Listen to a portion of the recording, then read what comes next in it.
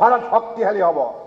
গতিকে সেইভাবে মাননীয় প্ৰধানমন্ত্ৰী ডাঙৰীয়াই ইমান সুন্দৰ আঁচনি হাতত লৈছে। PM কিষাণ, PM ফচল বীমা যোজনা, কিষাণ ক্ৰেডিট কাৰ্ড, মুদ্ৰা ইত্যাদি ইত্যাদি।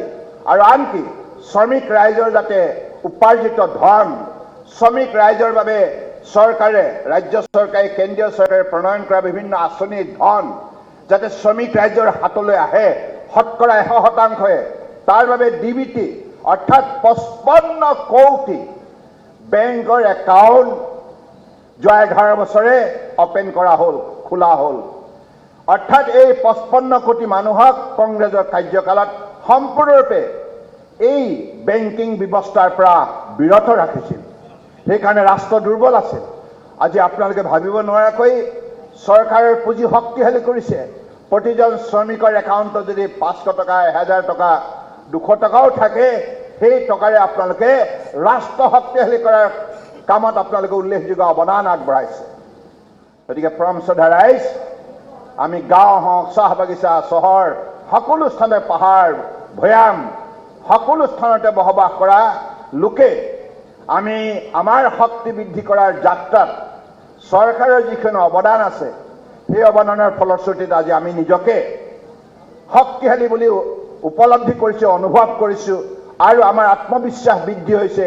আৰু আমিও আমাৰ পৰিয়ালৰ পৰিকল্পনা আমি প্ৰস্তুত কৰাৰ ক্ষেত্ৰত আমি দৃঢ়তাৰে বিভিন্ন ধৰণৰ পদক্ষেপ হাতত লৈছোঁ।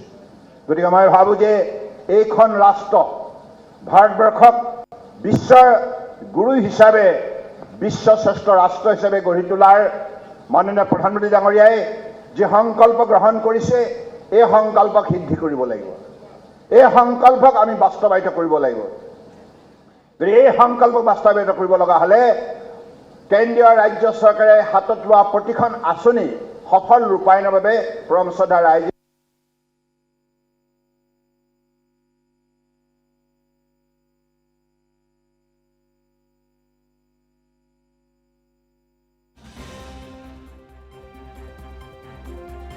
প্ৰচাৰ আমি এই মুহূৰ্তত আপোনালোকক দেখুৱাইছোঁ। PM কিষাণ নিধিৰ ধন বিতৰণৰ এক কাৰ্যসূচী ভাৰ্চুৱেলি প্ৰধানমন্ত্ৰীগৰাকীৰ অংশগ্ৰহণ বাৰাণসীৰ পৰা। আৰু লাহোৱালত উপস্থিত আছে কেন্দ্ৰীয় মন্ত্ৰী সৰ্বানন্দ সোণোৱাল, য'ত 9,70,00,000 কৃষকলৈ ঋণৰ ধন বিতৰণ কৰা হৈছে। 20,500 কোটি টকাৰ বেংক হস্তান্তৰ কৰা হৈছে। বাৰাণসীত মূল কাৰ্যসূচী, তাত প্ৰধানমন্ত্ৰী নৰেন্দ্ৰ মোদী আৰু লাহোৱালস্থিত ডিব্ৰুগড় কৃষি নিৰ্বাচিত কৰা প্ৰতিনিধিয়ে ক'লেই নহ'ব, আপোনালোকে উপলব্ধি কৰিব লাগিব। কংগ্ৰেছৰ দিনত এটা শ্লোগান আছিল, ইয়াত বহুত জ্যেষ্ঠ নাগৰিক আছে, আপোনালোকেও জানে, গৰীবী হাটাও। ইন্দিৰা গান্ধীয়ে কৈছিলে গৰীবী হাটাও, ৰাজীৱ গান্ধীয়ে কৈছিলে গৰীবী হাটাও, মনমোহন সিঙে গৰীবী হাটাও, বিভিন্নজন কংগ্ৰেছৰ প্ৰধানমন্ত্ৰীয়ে গৰীবী হাটাও বুলি বিভিন্ন ধৰণৰ শ্লোগান দিছিল। তেখেতসকলে নিৰ্বাচনৰ সময়ত এই কথাবিলাক কয়।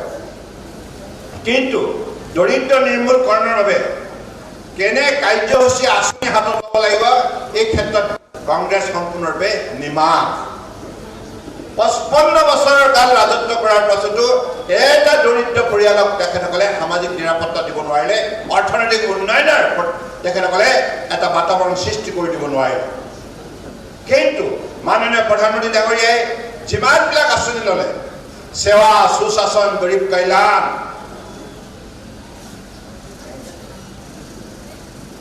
গতিকে এই আঁচনিৰ যোগেদি আজি আপোনালোকে শুনি ভাল পাব।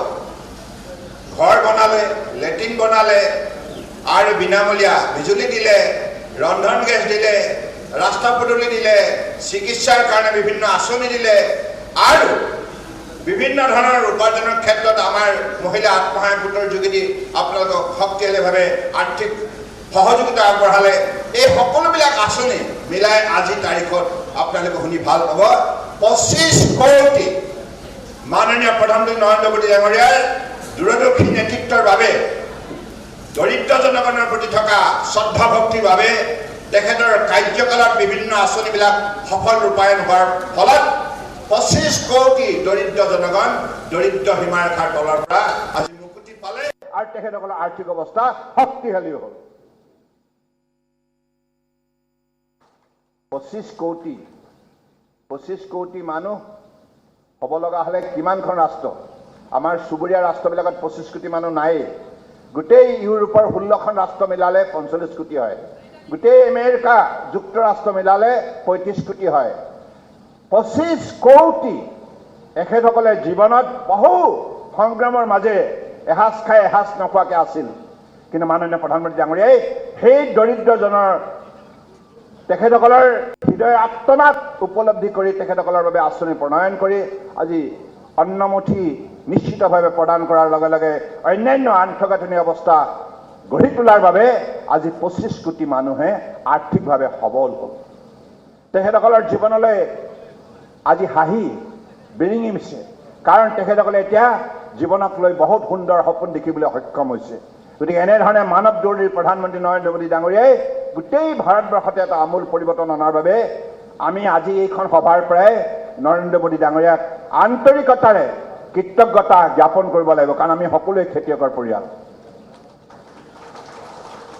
নৰেন্দ্ৰ মোদী জিন্দাবাদ, নৰেন্দ্ৰ মোদী জিন্দাবাদ, নৰেন্দ্ৰ মোদী জিন্দাবাদ। এইখিনি কথাকে কৈ আজি আপোনালোকে পুৱাৰ ভাগতে আহি আজি মাননীয় প্ৰধানমন্ত্ৰী ডাঙৰীয়াই সম্বোধন কৰিব লগা, ৰাষ্ট্ৰদ্ৰোহী সম্বোধন কৰিব লগা খেতিয়কৰ স্বাৰ্থত যি কাৰ্যসূচী আজি সমগ্ৰ ভাৰতবৰ্ষতে অনুষ্ঠিত হৈছে আৰু বেনাৰছৰ পৰা মাননীয় প্ৰধানমন্ত্ৰী ডাঙৰীয়াই দেশৰ খেতিয়ক ৰাইজক সম্বোধন কৰিব। গতিকে এই কাৰ্যসূচীত আপোনালোকে বহু আন্তৰিকতাৰে অংশগ্ৰহণ কৰাৰ বাবে মই এই কাৰ্যসূচীত অংশগ্ৰহণ কৰা প্ৰতিগৰাকী ব্যক্তিৰ শিৰচৰণত মই মোৰ গভীৰ শ্ৰদ্ধা আৰু কৃতজ্ঞতা জ্ঞাপন কৰিছোঁ। আৰু মোৰ সতীৰ্থসকলক ধন্যবাদ জনাই মোৰ বক্তব্য সামৰিছোঁ। ধন্যবাদ। ভাৰত মাতা কি, ভাৰত মাতা কি, ভাৰত মাতা কি।